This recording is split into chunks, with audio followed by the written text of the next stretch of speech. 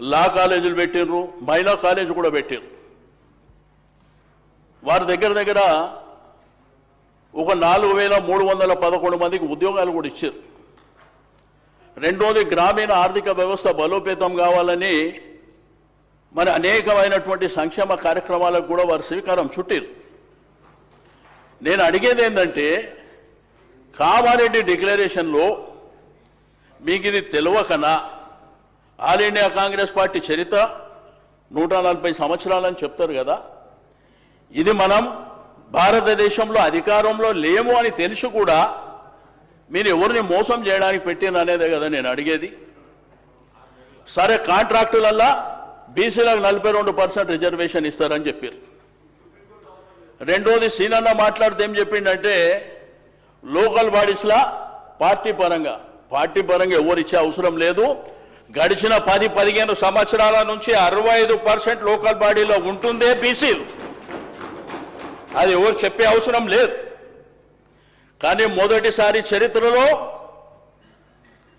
General సీట్లలో బీసీలు గెలిచిందంటే ఇది దేనికి సంకేతం పోతుందో ఒకసారి గుర్తుపెట్టుకోవాల్సినటువంటి అవసరం ఉన్నది.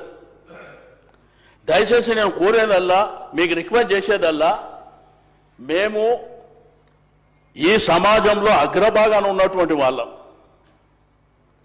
మా పాపులేషనే 51%, 56 కులగణన చేసిన తర్వాత దాన్ని 46కు తెచ్చారు.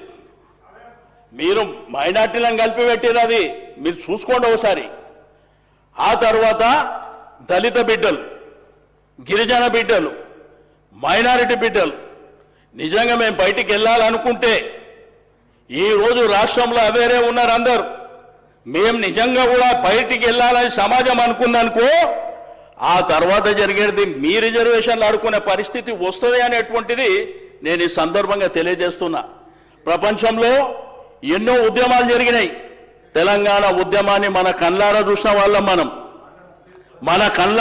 వాళ్ళం, కానీ నీతి నిజాయితీగా బతకాలనేటువంటి సంకల్పం ఉన్న వాళ్ళం. నమ్మించి మోసం చేయకండి, గొంతు కోయకండి. మీరు ఏదైతే చేస్తామంటున్నారో అది చేయండి. అదేమో 9th షెడ్యూల్లో జరగదు. మీరు బీజేపీ వాళ్ళని ఎందుకు అన్నారంటే వాళ్ళు హామీ ఇయ్యలే, మీరిచ్చారు. తెలిసి కావాలని మోసం చేయాలని మీరు హామీ ఇచ్చారు. భూసాని కమిషన్ వేసిర్రు, టేబుల్ చేసిర్రా, పబ్లిక్ డొమైన్లో పెట్టినరా, పెట్టలే. ఈ విధంగా ఎవరన్నా మాట్లాడుతుంటే అవి ఇవ్వండి అధ్యక్ష, అవకాశం నాకేమో అభ్యంతరం లేదు. నేను ఎవరిని విమర్శించడానికో ఎవరిని టార్గెట్ చేయడానికో నేను చెప్తలేను, మాట్లాడమన్నాడు, నాకు అభ్యంతరం లేదు. మంత్రి గారు, పెద్దలు, గౌరవనీయులు, సీనియర్ నాయకులు చాలాసార్లు మంత్రిగా కూడా పనిచేశారు వివిధ రాజకీయ పార్టీలలో. మరి ఎప్పుడైనా మీరు ఎందుకు ఎత్తలేదు అధ్యక్ష? సరే, 100 సంవత్సరాల నుంచి ఇది జరగలేదు, కానీ మా రాహుల్ గాంధీ గారు చిత్తశుద్ధితో సరే గతంలో జరిగింది చేసి చూపించాలని ఆయన భారత్ జోడో యాత్ర తర్వాత ప్రజలతో చాలా ఇంటరాక్షన్ చేసి మరి ప్రజలతో అనుబంధంతో ప్రజలు వ్యక్తం చేసిన అన్నీ కూడా అసమానతలను అర్థం చేసుకొని జిత్నా ఆబాది ఇత్నా ఇస్సేదారి అనే ఒక గొప్ప నినాదంతో బయటికి రావడం జరిగింది అధ్యక్ష. మీరు అధికారం లేకున్నా ఎట్లా ఇచ్చిరని అంటున్నారు. మా ఎమ్మెల్యే ఎలక్షన్ల తర్వాత నెక్స్ట్ ఎంపీ ఎలక్షన్లు అయినాయి సార్. మేము అధికారంలోకి వస్తామని అనుకున్నాం. అదేవిధంగా అక్కడ బీసీ ప్రధానమంత్రిగా, బీసీ అని చెప్పుకునేటువంటి వ్యక్తి ప్రధానమంత్రిగా కూడా ఉన్నాడు సార్. ఖచ్చితంగా అవుతుందని ఆశతోటి, ఆలోచనతోటి, ఆశయంతో ఒక డిమాండ్ పెట్టుకొని ఒక లక్ష్యంతో ముందుకు వచ్చాం తప్ప మోసం చేయాలని కాదు సార్ అధ్యక్ష.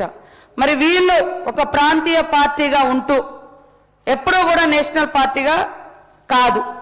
అలాంటప్పుడు మరి మైనార్టీలకు 12% రిజర్వేషన్ ఇస్తామని 10 ఏళ్లలో ఇవ్వకుండా మోసం చేసి మేము ఇక్కడ తీర్మానం చేసినాం, సెంట్రల్ పంపించినామని చేతులు దులిపేశారు అధ్యక్ష. మరి ఇది కాదా అధ్యక్ష మోసం? ఇది కాదా అధ్యక్ష?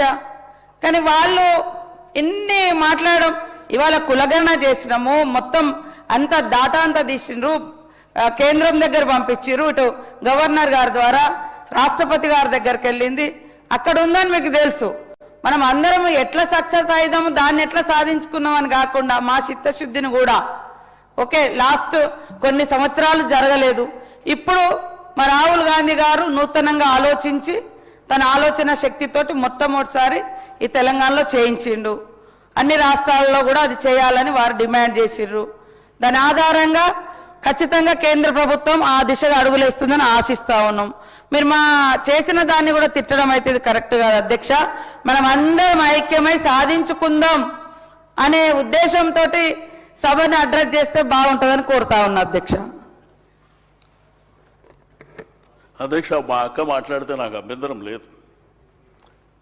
వారు చెప్పారు రాహుల్ గాంధీ ఆశయాలు జిత్నే ఆబాది. సరే, దేశంలో జిత్నే ఆబాది పక్కన పెట్టాక మన దగ్గర అయితే ఆబాది ఉంది కదా, మీకు అధికారం వచ్చింది కదా, బీసీ సబ్ ప్లాన్ పెట్టనీకి 9th షెడ్యూల్ పోవాలా? బీసీ సబ్ ప్లాన్ పెట్టనీకి 9th షెడ్యూల్ పోవాలన్నా చెప్పండి మీరే. 20,000 కోట్ల బడ్జెట్ కోసం లేదు, మా మా నాయకులకు మంత్రి పదవి ఇవ్వడానికి కూడా 9th షెడ్యూల్ పోవాలా? కాంట్రాక్ట్ 42% మీరే చెప్పింది. నేనేమి అధ్యక్ష, కామారెడ్డి డిక్లరేషన్లో చెప్పింది మా గిరిజన బిడ్డలు వాళ్ళకు కూడా ప్రాతినిధ్యం మీకు ఇచ్చిండ్రు, ఇంకొకళ్ళకి అవకాశం ఇవ్వాలి కదా.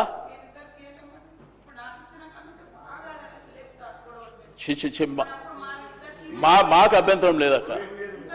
నేను అనేది మిమ్మల్ని కానీ అంటే నేను ఇప్పుడు సార్ నేను విమర్శ కాంగ్రెస్ ప్రభుత్వం మీద విమర్శ చేయడానికి నేను కూర్చోలేను. నేను మాట్లాడే ఉద్దేశం అది కాదు, నా ఉద్దేశం కూడా శ్రీధర్ అన్న అది కాదు.